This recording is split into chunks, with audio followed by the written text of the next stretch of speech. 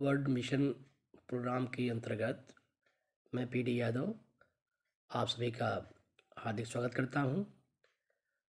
एक मेरा मिशन है, बच्चों की परेशानियां हैं कि उनको खास करके स्पेशली जो इंग्लिश मीडियम वाले हैं, उनको रीडिंग की प्रॉब्लम आती है, अंडरस्टैंडिंग की प्रॉब्लम आती है, कंप्रीहेंसिंग की प्रॉब्लम आती है।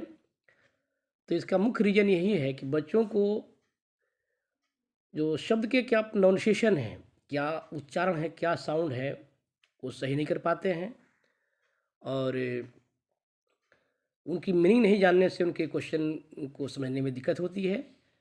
तो तमाम ऐसे गैप पेरेंट्स के और बच्चों की परेशानियों को ध्यान में रखते हुए मेरा एक छोटा-सा प्रयास है, जो कि आपके लिए बहुत ही इम्पोर्टेंट है। और देखिए, मैं इन चीज़ों को, शब्दों को लेकर के आया हूँ और इन शब्द को यदि आप पढ़ते हैं, मीनिंग को याद तो करना ही पड़ेगा, उच्चारण सही-सही से आपको होगा और आप कभी भी प्रोनाउंसिएशन की समस्या, आपको उच्चारण की समस्या आएगी। टीचर जो बोलते हैं वो भी आप कंप्लेन करते हैं, अरे फलाँ टीचर को बोलने नहीं आता, तो ऐसी बात नहीं है, टीचर को तो जानकारी है। आपको उन चीज़ों से मुलाकात नहीं है, इसलिए कमेंट आप शुरू करते हैं। तो इस समस्या का समाधान और आपके बहुत ही ज़्यादा फ़ायदे होंगे। तो हम आज क्लास 9th एनसीईआरटी मैथ के चैप्टर नंबर 13 जो सरफेस एरिया एंड वॉल्यूम का चैप्टर है, पृष्ठीय क्षेत्रफल और आयतन का, तो जो इम्पोर्टेंट वर्ड्स हैं, मीनिंग है, जिसके बिना वो चैप्टर आप नहीं समझ सकते हैं। तो सबसे पहले मैं आपको उनके शब्द से परिचय कराना चाहता हूँ, इनका कैसे बोला जाएगा, उसकी मीनिंग क्या है, इसको आप समझ रखिएगा।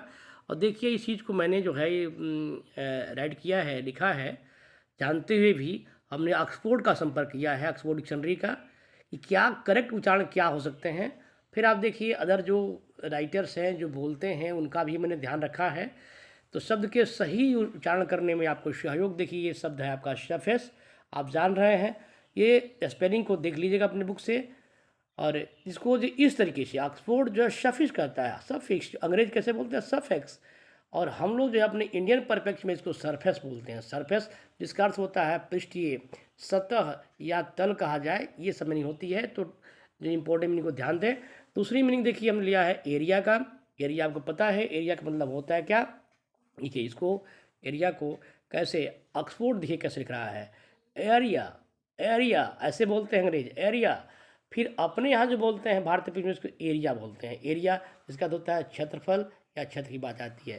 देखिए नेक्स्ट मीनिंग जो है, जो वॉल्यूम है, VOLUME, देखिए इसको इंग्लैंड ऑक्सफोर्ड में वह है ल पर आधा, ये नीचे हलंत है, वॉल्यूम, वॉल्यूम बोलते हैं। अपने यहाँ पूरा ल को लिखते हुए वॉल्यूम बोला जाता है, इसका अर्थ होता है आयतन।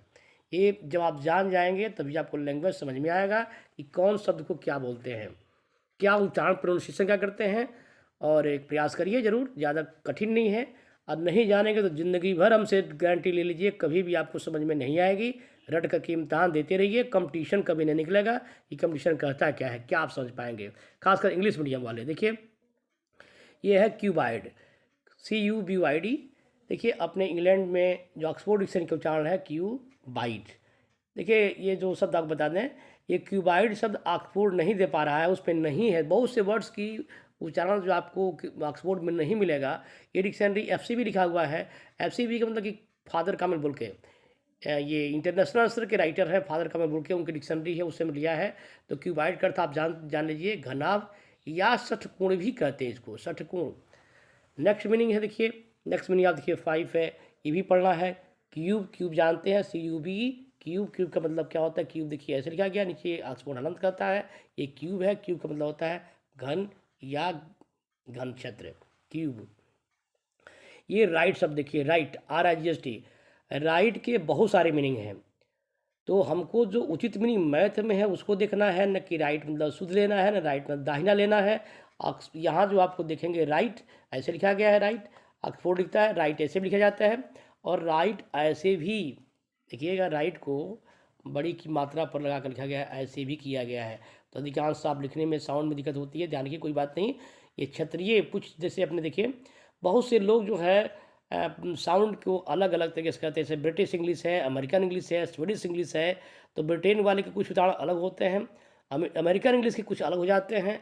और इसी तरीके से तो देखिए यहाँ राइट का अर्थ जो है जो मुख्य रूप से मैथ में होता है, ये लंब यानी परपेंडिकुलर के अर्थ में होगा, इसको समलंब भी कहते हैं। जैसे कहते कि राइट सर्कुलर यानी लंब वृत्तीय की बात आती है, तो लंब हम नहीं समझेंगे तो अगर हम लिटरेचर की लैंग्वेज को लेते हैं तो हम ये काम को नहीं कर सकते। इसलिए राइट की करेक्ट मीनिंग यहाँ पर आप जानेंगे तो राइट की करेक्ट मीनिंग यहाँ होती है लंब। देखिए ये सर्कुलर है, CIRCULAR, तो सर्कुलर जो है सर्किल से बनता है।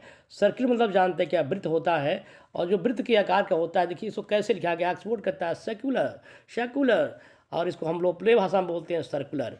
तो दोनों बात जानिए, कोई अगर जो अंग्रेजी बोलते हैं तब वो समझ में नहीं आती है, क्योंकि बहुत से साउंड जो है बहुत कम बोले जाते हैं। तो अपने यहाँ देखिए सर्कुलर बोलते हैं, इसका वृत्तीय या वृत्ताकार जो शेप हैं उसके लिए प्रयोग किया जाता है। फिर देखिए आपको ये सिलेंडर, देखिए सरफेस सिलेंडर जो है CYLINDER, तो देखिए इंग्लैंड में या ऑक्सफोर्ड सिलेंडर ड और र को र को हलंत किया हुआ है, यानी सिलेंडर, र को अ के रूप में बोलना है, देखिए सिलेंडर। लेकिन भारतीय परिप्रेक्ष्य में इंडियन और राइटर्स हैं जिसको सिलेंडर बोलना है, सिलेंडर, सी को जल्दी बोलना है सिलेंडर, जिसका रियल होता है बेलन। जो रोटी बनाते हैं उसके समझिए जो गोलाकार होता है बेलन के आकार का, वो बेलन है। और जो है देखिए ये सिलेंडर भी है। सिलेंडर जब हम लोग खाना बनाते हैं, देखिए उसका नाम जो गैस सिलेंडर गैस आता है तो उसको सिलेंडर ही कहते हैं, क्योंकि वो ही बेलन के आकार का होता है और उसके ये सरफेस एरिया और वाल्व निकालने पड़ते हैं। फिर देखिए आपको ये कोन, CONE, कोन का मतलब होता है कोन का मतलब होता है शंकु। जो शंकु है, जो आप लड़के जो खाते हैं वो क्या कहते हैं, शंकु का आकार होता है, गोल है, जिसका गोल होता है या तल होता है। इसका जो है शंकु का जो है तल गोला होता है और शीर्ष नुकीले होते हैं, उसको शंकु कहते हैं, देखिए कोन कहते हैं। और स्फीयर शब्द आ गई तो स्फीयर, SP हियर, देखिए इसको उच्चारण बहुत आसान है कि देखिए इसमें क्या लिखा हुआ है, SP है शब्द, देखिए क्या है SP शब्द है, इसमें हियर जोड़ दिए, SP हियर, तो SP का मतलब कोई स्प्लेंडर पुलिस, और हियर हमने यहाँ, तो इसका अर्थ होता है स्फीयर, यानी स्फीयर। देखिए कैसे स्फीयर ऑक्सफोर्ड स्फीयर लिखता है, और फिर हम लोग लिखते हैं स्फीयर, इसको गोला होता है और गोले के अर्थ में होता है। फिर आप मैथ में डिटेल पढ़िएगा। तो देखिए इस चैप्टर में हमें जो पढ़ना है, जो आपका चैप्टर है जो surface and area and volume, तो इसमें सरफेस एरिया एंड वॉल्यूम में आपको जो मुख्य से पढ़ना है, जो 5C कह लीजिए, 5C का अध्ययन करना आपको। तो 5C में देखिए 5C इसलिए कह रहा हूँ कि C for cuboid, C for cube, C for cylinder, C for circle, C for cone और स्फीयर। ये स्पेशल जो शब्द हैं, तो जब तक हम इन शब्दों को नहीं जानेंगे, उसके उच्चारण को नहीं जानेंगे, उसके मीनिंग को नहीं जानेंगे, तो हम इसको नहीं समझ सकते हैं। देखिए मेरा प्रयास है और आप कोशिश करिए कि इन शब्दों के कैसे बोले जाएं और क्या इसके अर्थ होते हैं। क्योंकि हम भारतीय परिप्रेक्ष्य में हैं और भारत के देखिए अपने एक महान वैज्ञानिक जी को नोबेल पुरस्कार से नवाजा गया, डॉक्टर CV रमन साहब ने कहा कि नोबेल पुरस्कार केवल वर्ल्ड में ही नहीं मिलते हैं, यदि भारतीयों को उनके मदर टंग में, उनके लैंग्वेज में अगर यह बात दी जाए, अगर मदर टंग में उनको शिक्षा दी जाए, तो इतनी बड़ी बात हमारे CV रमन साहब ने कहा। चंद्रशेखर वेंकट साहब ने जो फिजिक्स में नोबेल पुरस्कार मिला, उन्होंने कहा कि अगर भारतीयों को मदर टंग की में अगर ये शिक्षा दी जाए तो हर नोबेल पुरस्कार हमारे भारतीयों को मिलेंगे। इसका मतलब ये है कि हमको समझना अपनी किसी भाषा को दूसरी भाषा को समझने दिक्कत होती है, अपनी भाषा में किया जाए तो हम सफलता को ज़्यादा प्राप्त कर सकते हैं। तो उम्मीद है कि आप हमारी बात को समझेंगे और उच्चारण को, मीनिंग को समझेंगे। ऐसे आपको हम तमाम सब्जेक्ट पर जो मीनिंग आपको दिक्कत हो रही है वो हम देते रहेंगे। आप पढ़िए और अपने मित्रों को शेयर करिए। हम आपकी बिल्कुल चाहते हैं कि आप सफल हों।